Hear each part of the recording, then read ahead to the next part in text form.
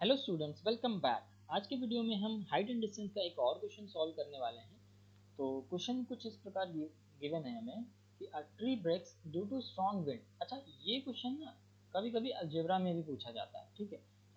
और इसमें height and distance में भी पूछा गया और ये एनसीईआरटी का क्वेश्चन है, तो इसलिए मैं करवा रहा हूँ। ये अलजेब्रा का भी क्वेश्चन आप देखोगे अगर अलजेब्रा में, तो ये क्वेश्चन वहाँ पर भी मिलता है, ठीक है। क्वेश्चन हमें गिवन है a tree breaks due to strong wind and the broken part bends so that the top of the tree touches the ground, making an angle of 30 degree with the ground, ठीक है।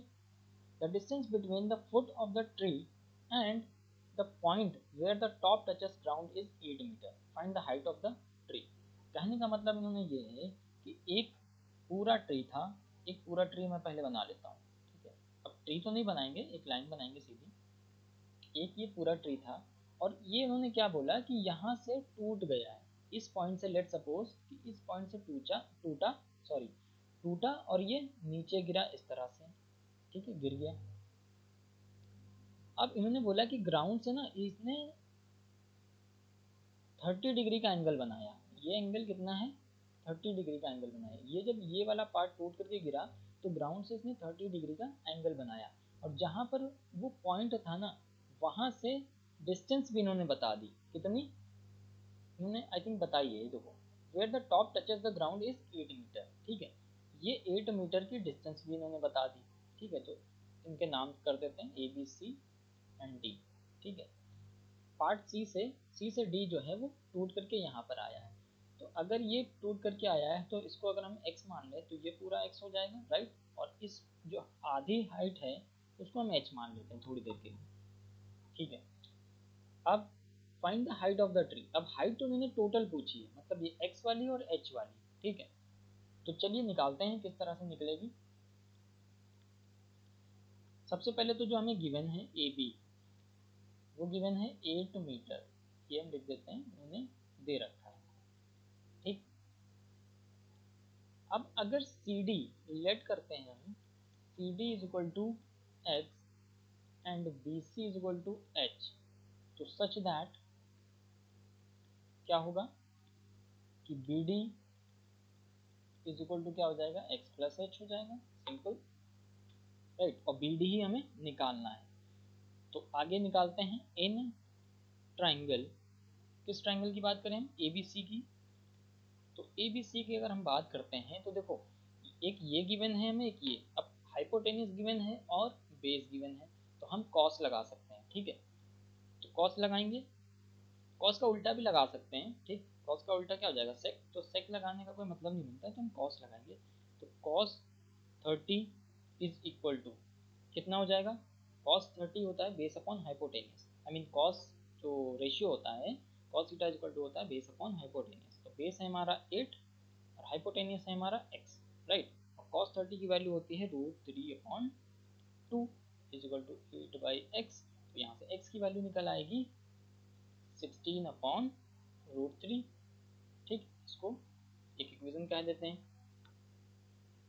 अब दूसरे triangle की अगर हम बात करें, in triangle, कोई दूसरा ट्राइंगल नहीं है, ठीक है, ए बी सी। एक काम करते हैं, यहाँ पे लिख लेते हैं क्योंकि आप कंफ्यूज हो जाओगे। एक चीज़, एक वर्ड लिखना extra, again in triangle A B C, क्योंकि एक ही ट्राइंगल है।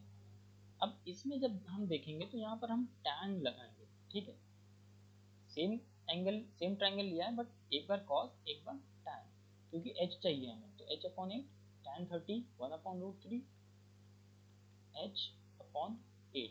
तो यहाँ से h की वैल्यू अगर मैं देखूँ तो क्या आ जाएगी, 8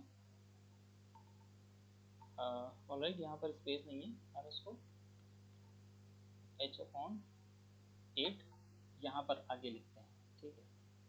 यहाँ पर स्पेस तो h इज इक्वल टू क्या हो जाएगा, 8/√3। अब देखो टोटल डिस्टेंस क्या है, हेंस क्या है, height of the tree,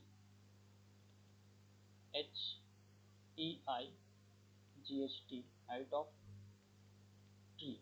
height of tree क्या है हमारे पास, BD, राइट, BD।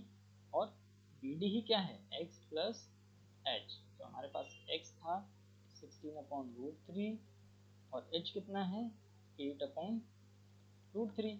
तो जब आप इसको सॉल्व करोगे तो 8 और 16 हो जाएगा 24/√3। क्योंकि हमारा बेस सेम है तो हम डायरेक्ट ऐड कर सकते हो, एलसीएम लोगे तब भी √3 आएगा एलसीएम, ठीक है।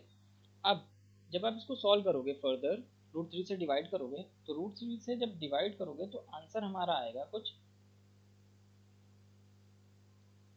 13.85। 13.85। अगर आपको √3 में रखना है तो याद रखना ये आंसर मत रखना, ठीक है, वरना एग्जामिनर काट भी सकता है, इसको कैंसिल कर सकता है, आई मीन नंबर नहीं देगा वो।